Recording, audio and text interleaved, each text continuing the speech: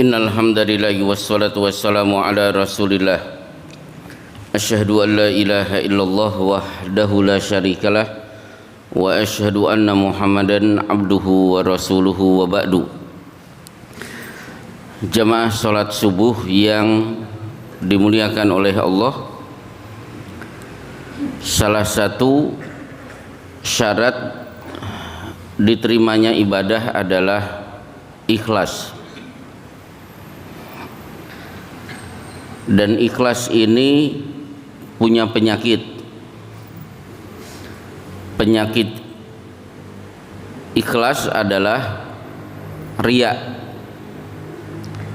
Dan riya punya adik bernama sum'ah. Riya itu pengen dilihat, sum'ah pengen didengar. Contoh mudah untuk riya, memasukkan uang ke kotak infak yang dikeluarkan 100.000 warna merah, dimasukkan pelan-pelan seperti pengibaran bendera. Itu riya.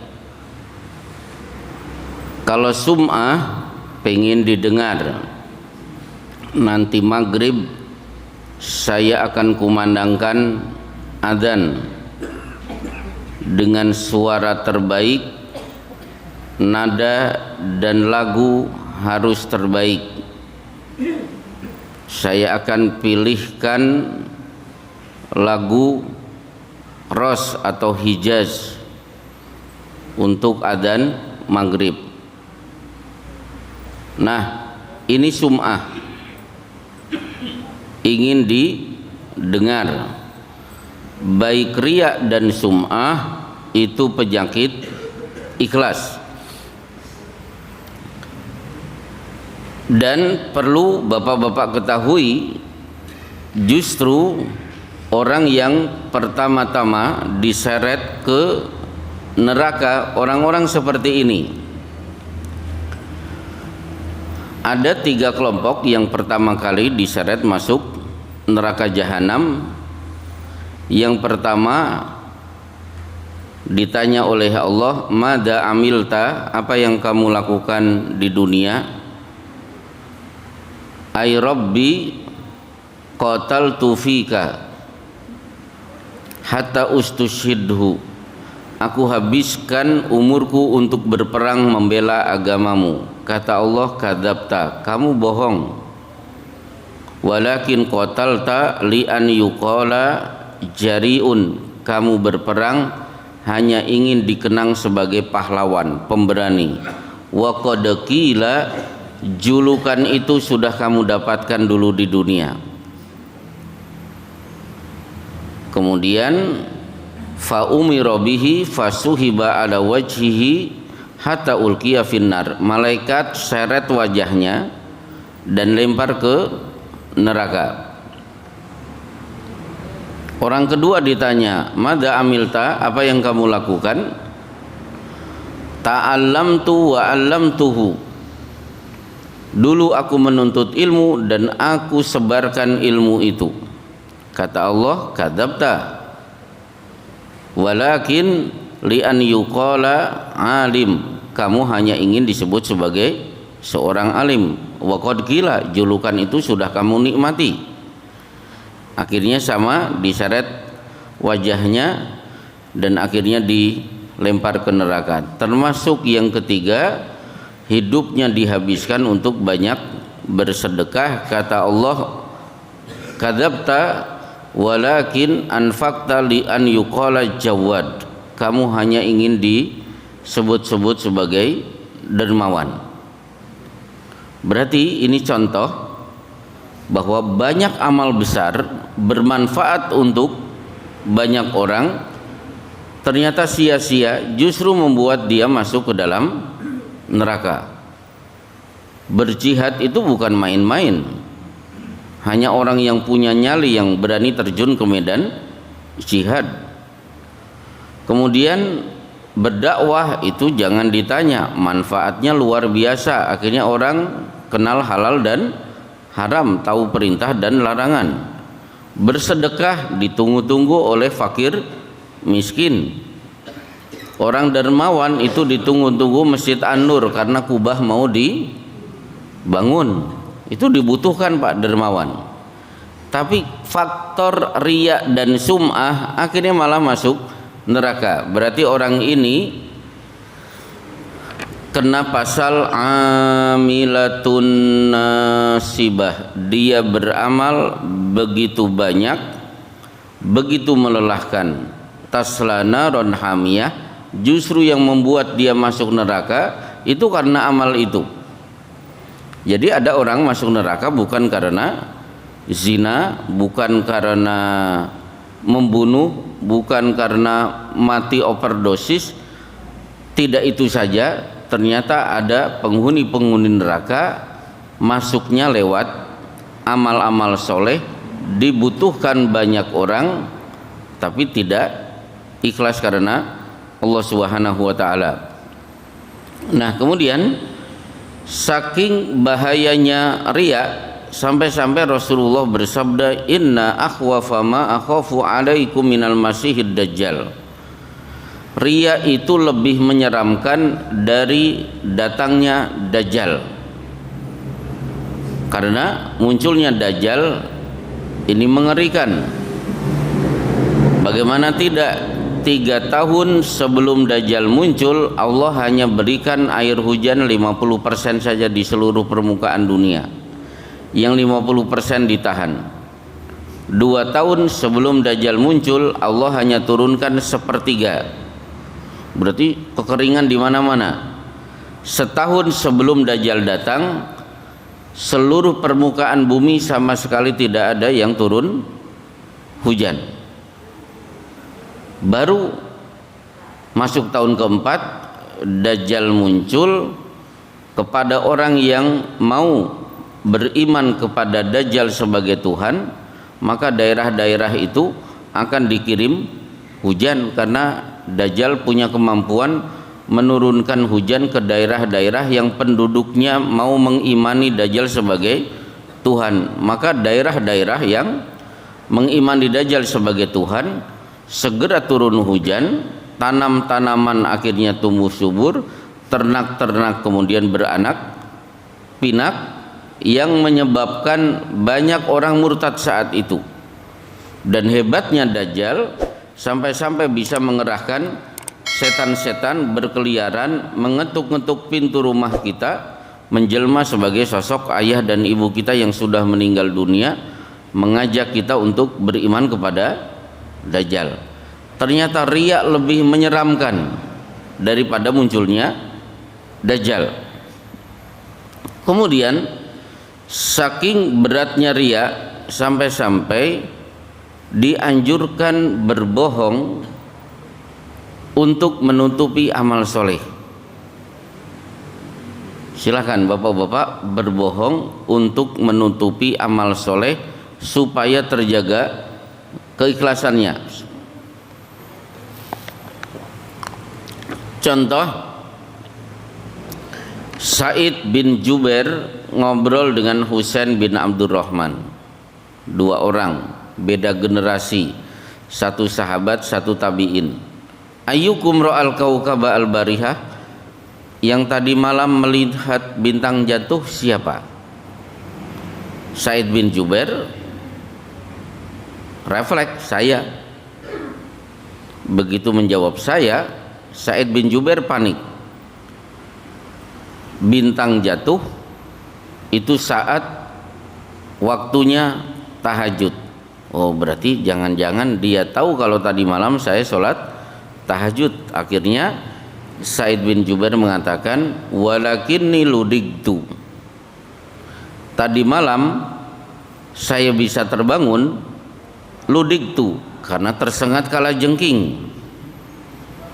Begitu tersengat kala jengking, mata melotot melihat ke atas, bintang jatuh lewat. Walam akun fi sholatin, tadi malam saya tidak sholat tahajud karena sakit kaki terkena sengatan kala jengking. Dia bohong padahal dia sholat tahajud. Jadi untuk menutupi sholat tahajudnya, Sa'id bin Jubair membuat kebohongan. Tadi malam saya tidak sholat tahajud. Kalau toh bangun karena terkena sengatan kala jengking. Pak, gimana Senin Kemis? Wah, nggak bisa Pak, saya tidak pernah bisa menunaikan saum Senin Kemis. Padahal saumnya Daud. Wah, bagus. Jadi bohong. Gimana Bapak 1 juz bisa kelar sehari? Masya Allah, itu problem hidup saya. Padahal sehari 3 juz. Jadi silahkan berbohong menutupi amal soleh. Meskipun secara prinsip tidak sekedar intinya sebenarnya bukan berbohong, tapi menutupi amal soleh jangan sampai orang lain tahu. Karena bertebaran ayat mengajak kita menutupi amal supaya orang lain tidak tahu. Misalnya wa in tukhfuha wa tu'tuhal fuqara fahuwa khairul lakum.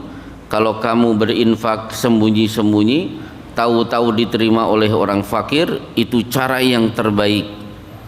Innallaha yuhibbul abda at-taqiyya al-khafiyya. Allah itu senang dengan hamba yang bertakwa dan suka menyembunyikan amal solehnya. Bahkan kalau bisa, atau ulama-ulama terdahulu itu konangan kalau dia beramal soleh ketahuan itu setelah meninggal dunia. Jadi ulama-ulama terdahulu ketahuan amal solehnya bukan saat hidup tapi ketika sudah meninggal dunia. Contoh Ramadan kemarin saya mendapatkan hadiah kitab bagus, saya baca kitab Al-Atqiyah Al-Akhfiyah. Nah, ternyata salah satu kesimpulan yang saya dapatkan, ternyata para sahabat tabi'in, tabi'ut tabi'in ketahuan amal soleh itu setelah meninggal dunia. Contoh di situ ada riwayat Ali Zainal Abidin, kebiasaan malam-malam keluar, kepala ditutup, pintu orang miskin diketuk-ketuk, begitu dibuka, gandum kurma beserta uang diberikan kepada si pemilik rumah, tanpa ada satupun orang-orang miskin tahu selama ini yang sering ngetuk-ngetuk pintu malam hari itu siapa. Begitu Ali Zainal Abidin meninggal dunia, orang miskin berkesimpulan bahwa selama ini yang suka ngetuk-ngetuk pintu dan memberikan gandum kurma beserta uang adalah Ali Zainal Abidin. Kenapa? Semenjak dia mati sudah tidak ada yang ngetuk-ngetuk pintu lagi. Berarti ketahuan setelah meninggal dunia. Kemudian saking beratnya riya, sampai-sampai Islam mengharamkan memuji seseorang di hadapan banyak orang sementara orang itu ada di situ. Jadi jangan memuji-muji seseorang, orang itu ada di situ di hadapan banyak orang, karena Rasulullah Shallallahu Alaihi Wasallam bersabda, "Idza ra'aitumul maddahina fahthu fi wujuhihim at-turab." Kalau kamu melihat orang itu memuji-muji dirimu di hadapan banyak orang, ambil tanah, lempari mukanya dengan tanah itu.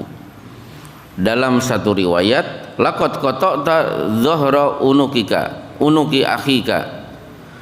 Perbuatanmu memuji-muji saudaramu itu sudah membinasakan temanmu sendiri, ibarat kamu sudah memenggal lehernya. Karena dia ikhlas. Begitu ikhlas tiba-tiba dipuji, kemudian keikhlasannya akhirnya goyang, muncul kebanggaan, ternyata amal saya diketahui oleh banyak orang. Baik. Nah, kemudian berbicara tentang riya, ada satu definisi riya yang bagus. Riya itu identik melakukan sesuatu pengen dipuji orang, tapi ada definisi bagus. Ini menurut saya unik. Riya itu tarkul amali li ajlin nasi riyaun, meninggalkan perbuatan karena faktor orang, itu juga disebut riya. Biasanya riya itu melakukan sesuatu karena orang lain. Kalau ini tarkul amali li ajlin nasi riyaun, meninggalkan satu perbuatan karena faktor orang lain, maka itu disebut riya. Contoh, bapak di rumah kelepas-kelepus ngerokok, tapi kalau di luar di hadapan banyak orang nggak berani ngerokok, itu riya. Di rumah kalau ada yang lucu, tertawanya luar biasa. Bahasa masyarakat tertawa terbahak-bahak itu apa, Pak? Ngekek. Oh ya. Kalau terbawa, ya. Kalau di rumah tertawa terbahak-bahak, mulut terbuka lebar. Begitu di hadapan banyak orang, tidak ada suara, mulutnya juga tertutup, mesem. Itu riya. Jadi meninggalkan satu perbuatan karena faktor orang, itu juga disebut riya. Jadi riya itu tidak hanya melakukan satu perbuatan karena ingin dapat pujian, meninggalkan sesuatu karena faktor orang, itu juga bisa disebut riya. Baik. Nah, kemudian para ulama ketika membahas riya, ternyata riya itu ditinjau dari terjadinya riya terbagi menjadi 3. Ada yang qabla, ada yang inda, dan ada yang ba'da. Qabla, inda, ba'da. Qabla itu sebelum melakukan perbuatan itu hatinya memang sudah ancang-ancang, saya lakukan nanti supaya orang lain tahu, kemudian memuji saya, nama saya akan menjadi harum. Contoh, nanti maghrib saya akan mengumandangkan adzan, pagi-pagi sudah minum air jahe plus minum air putih sebanyak-banyaknya, kemudian ngeletus kencur, itu kan yang membuat suara bagus. Bawang merah juga dikeletus biar suara jernih. Latihan sepanjang hari. Kenapa? Nanti maghrib saya akan mengumandangkan adzan. Untuk apa? Saya punya harapan besar, di depan masjid ada rumah bapak-bapak, anaknya cantik sedang saya incar. Siapa tahu si Eneng senang dengan suara saya, bapaknya juga simpati kepada saya.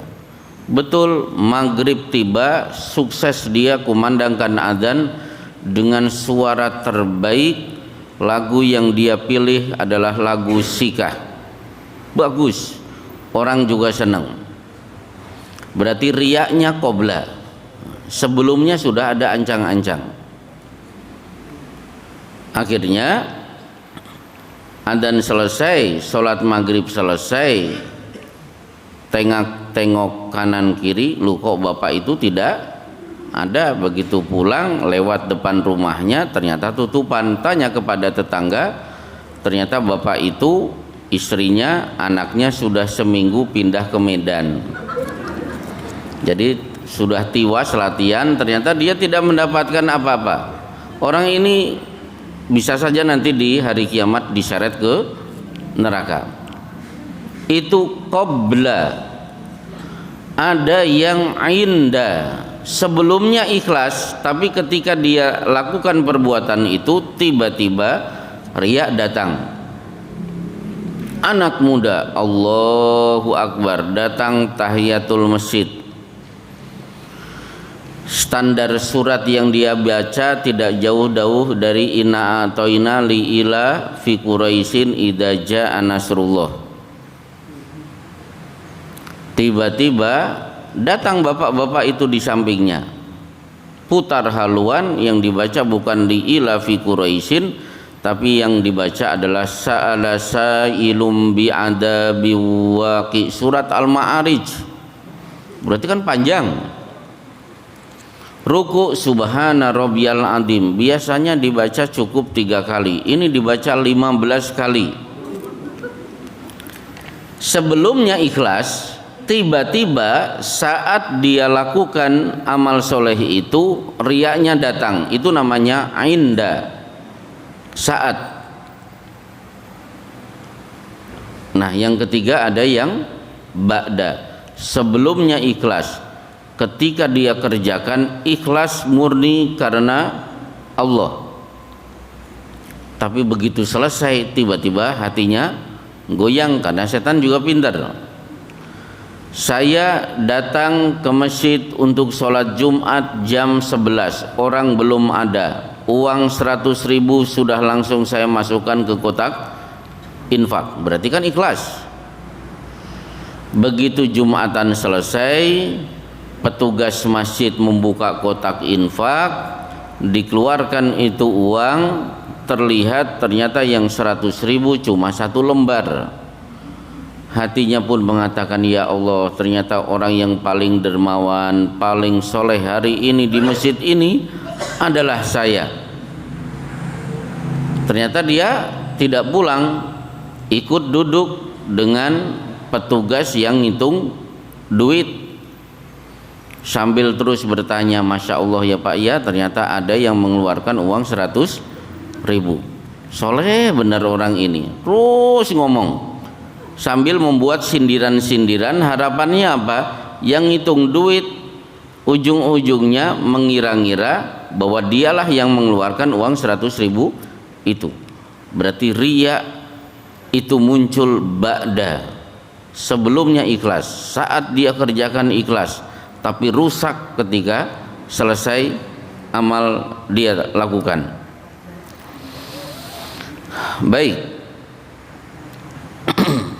Kemudian para ulama mengingatkan berkenaan dengan riya dan ikhlas, memberikan nasihat-nasihat, diantaranya tutupi amalmu sebagaimana tutupi aib-aibmu. Kalau bapak punya keburukan, kejelekan, aib-aib, tidak ingin diketahui oleh orang lain, maka demikian juga amal soleh juga harus ditutupi, seimbang ya. Jadi amal soleh ditutupi sebagaimana kita tidak ingin aib-aib itu diketahui oleh orang lain. Kemudian para ulama juga memberikan nasihat, ikuti Jibril yang mengajari kita untuk tidak perlu ingin populer di hadapan banyak orang. Hadisnya pernah saya baca 2 kali di Masjid An-Nur, ketika Rasulullah sedang duduk di majelis taklim, tiba-tiba datanglah rajulun syadidu sawadis siyab, syadidu sawadi sya'ri, rambutnya sangat putih, pakaiannya rambutnya serba hitam, pakaiannya serba putih, datang begitu rapi, kemudian duduk di depan Rasulullah SAW, ikut ngaji. Jadi Jibril datang sebagai sosok laki-laki ikut ngaji bersama Rasulullah. Ternyata di sela-sela pengajian Jibril banyak memberikan pertanyaan. Setiap pertanyaan dijawab oleh Rasulullah, pertanyaan dijawab oleh Rasulullah, kecuali pertanyaan kapan kiamat datang. Pengajian selesai, para sahabat pun bubar, dan yang pertama kali pergi laki-laki yang memakai baju serba putih yang tidak lain adalah Jibril. Baru Rasulullah bertanya kepada jamaah, atadri manis sa'il, tahu kalian siapa yang tadi? Banyak bertanya peserta pengajian tadi. Semuanya menjawab, Allahu wa rasuluhu a'lam, yang tahu hanya Allah dan Rasulnya. Rasulullah pun bersabda, hada Jibril atakum yu'allimukum dinakum. Tadi itu Jibril datang banyak bertanya supaya kalian tahu banyak perkara agama. Jadi bapak-bapak kalau bertanya di majelis ini itu sebenarnya sedang mendapatkan pahala jariah, karena akan saya jawab dan ilmu itu dinikmati oleh seisi masjid. Jadi jangan bertanya ketika pengajian selesai, ketika ustadznya mau pulang baru bertanya. Bertanyalah ketika di majelis taklim, karena jawaban akan didengar oleh seluruh peserta. Nah, Jibril pergi, baru Rasulullah mengumumkan bahwa laki-laki tadi adalah Jibril. Berarti Jibril mengajarkan untuk tidak perlu menjadi orang populer. Dan Rasulullah juga tidak ingin mempopulerkan Jibril. Di awal pengajian Rasulullah tidak mengumumkan, bapak-bapak, Masya Allah hari ini pengajian spesial, hari ini pengajian dihadiri malaikat Jibril. Tidak mengatakan begitu. Jibril diberitahu keberadaannya ketika Jibril sudah pergi. Itu cara untuk menjaga keikhlasan. Bahkan Rasulullah itu memuji orang yang rubba as'as akbar madfu'un bil abwab. Penampilan tidak menarik, dia miskin, dia ada dianggap tidak ada, dia pergi tidak ada yang merasa kehilangan, dia ngetuk pintu tidak ada yang tertarik membukakan pintu buat dirinya. Lau aqsama 'alallahi la abarrahu. Kalau dia sudah menyebut nama Allah, Allah akan kabulkan semua kalimat yang meluncur dari lisannya. Orang ini tidak ingin terkenal. Dia ada dianggap tidak ada, dia pergi, orang tidak ada yang mencari. Akhirnya terakhir masih ada tersisa dua. Meskipun ria itu ngeri, jangan sampai bapak-bapak tidak beramal gara-gara takut ria. Lulusan pesantren tidak mau menjadi imam. Kenapa mas? Anda kan lulusan pesantren, hafal Qur'annya banyak, kenapa tidak mau jadi imam? Takut ria. Lulusan pesantren tidak mau ceramah, kultum, khutbah Jumat, takut ria. Gara-gara takut ria pergi ke Masjid An-Nur pakai kaos, celana jin. Kapan ganti kostum? Ketika sudah sampai Masjid An-Nur, masuk toilet, ganti kostum, baju koko dan sarung. Kenapa melakukan itu? Takut ria. Saya tidak ingin konangan kalau saya setiap sholat 5 waktu pergi ke masjid. Itu juga salah. Takut riak yang berlebihan. Pergi ke masjid wajar-wajar saja. Biasa pakai gamis dari rumah. Biasa pakai sarung. Itu bagian dari syiar. Biar tetangga tahu sebentar lagi adzan akan berkumandang. Nah, kemudian terakhir, bagaimana kalau saya terlanjur riak? Terlanjur bangga. Ini kita tanyakan kepada Syekh Abdul Khabir Abdul Jalil. Beliau menjawab, siapa yang sudah kebacut melakukan satu bentuk amal soleh, tiba-tiba ada riaknya, cara pertama segera perangi perasaan itu, kemudian hilangkan, kembalikan keikhlasan kepada Allah. Siapa yang memerangi perasaan itu, insya Allah riyaknya aman, dia dianggap sebagai orang yang ikhlas. Baik, ini saja pengantar kajian di pagi hari ini. Sebelum bapak-bapak fantasyiru fil ardi, menyebar lagi di permukaan bumi, pulang ke rumah masing-masing, dan ada juga yang pergi ke tempat pekerjaan. Barangkali ada pertanyaan sebelum saya tutup. Diutamakan materi pertanyaan di luar yang kita bahas. Ya. Ya. Tadi ketika kita mendengar dari penjelasan Ustaz tadi, karena ini kan urusan perasaan ataupun hati. Ya. Kalau kita simpulkan, kita jujur, semua jamaah ini jamaah apa itu yang ada di sini tidak mungkin terlibat, semuanya pasti terlibat masalah itu. Ya. Dan semuanya kan tadi sudah diterangkan oleh Ustaz tentang itu Allah akan menyeret ke neraka. Gitu kita mendengar itu waktu Islam. Ngeri. Iya. Ya. Pertanyaannya, seorang jahanamiyum saja itu suatu saat akan dihentas oleh Allah di nerakanya. Padahal kalau orang yang beramal tadi, kita kan betul-betul sebetulnya kita mengisahkan Allah, kita beribadah Allah walaupun memang terbersit adanya suatu riya atau musuh tadi. Nah, kita terperangkapnya ke neraka itu apakah termasuk qoliha abadah seperti orang kafir atau bagaimana? Perlu di di sini. Yang kedua, ini secara umum, apalagi sekarang ini Pak Ustadz, suhu suasana seperti ini, orang yang punya niat untuk menampilkan diri mesti tidak mungkin tidak apa itu Oh, suhu politik. Ya. Pasti ria.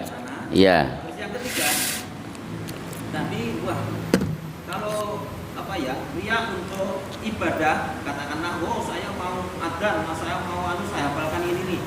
Itu kalau dalam hati ibadah. Kalau untuk orang yang profesi itu seperti artis, penyanyi, itu kan katakanlah itu dia mempersiapkan suaranya biar penting. Oh. Nah, itu bagaimana? Baik. Muamalah seperti ini. Terima kasih Pak Ustaz. Iya. Satu, betul. Ketika Bapak sudah belajar ria itu urusan hati. Yang tahu dia ria atau tidak itu hanya dia dengan Allah. Jangan mudah menebak, oh dia mah ria. Nah, jangan. Karena urusan ria dan tidak ria itu urusan pribadi. Itu satu. Yang kedua, perlu diketahui bahwa ria itu sesuatu yang sulit sekali untuk dihindari oleh kaum muslimin. Sesoleh apapun pasti pernah terdetik pada dirinya ria. Siapapun, meskipun ada ulama besar, kelihatannya ikhlas. Karena apa? Karena tadi khawatirnya Rasulullah terhadap ria itu lebih hebat daripada munculnya Dajjal. Tidak ada umat Islam kecuali pernah tergores pada dirinya perasaan ria itu. Sama dengan tatoyur. Tidak ada di antara kaum muslimin kecuali pada dirinya pernah tatoyur, deg-degan dengan mitos. Awas loh mas, ini kok bajunya warna hijau, kita kan sedang main di parang tritis, pasti ser gitu, ada rasa takut tidak? Meskipun enggak, saya sudah belajar akidah, tapi bener loh mas, kemarin ada yang keseret, pasti ada rasa takut tidak? Meskipun satu goresan. Maka disinilah Allah membedakan antara orang yang ikhlas dengan orang yang murni ria. Itu beda. Kalau dia ikhlas, Riya itu datangnya cuma kadang-kadang saja. Begitu riya muncul, dia akan perangi, ya Allah aku ikhlas karenamu. Tapi kalau penyakitnya murni riya, dia memang dari awal niatnya ingin dipuji-puji, itu beda. Maka orang munafik standar amalnya murni karena riya. Dalilnya wa idza qamu ila sholati qamu kusala yuraunan nas. Mereka sholat itu aras-arasen. Kalau toh sholat hanya ingin dilihat oleh banyak orang, biar dikira sebagai seorang muslim. Jadi ada orang riaknya paten, ada orang yang sebenarnya ikhlas, tapi kadang-kadang riak itu muncul datang silih berganti. Cuma dia akan perangi perasaan itu. Nah, bagaimana dengan orang yang riak diseret ke neraka jahanam? Apakah kekal atau tidak? Jawabannya tidak kekal. Kenapa? Karena riya masuk kategori syirik kecil, bukan syirik besar. Berarti punya hak suatu saat akhirnya dia terkena firman Allah Subhanahu wa taala ketika Allah berfirman kepada para malaikat penjaga neraka, akhriju man kana fi qalbihi mithqala dzarratin min iman. Keluarkan wahai malaikat penghuni neraka yang di dalam hatinya ada setitik iman.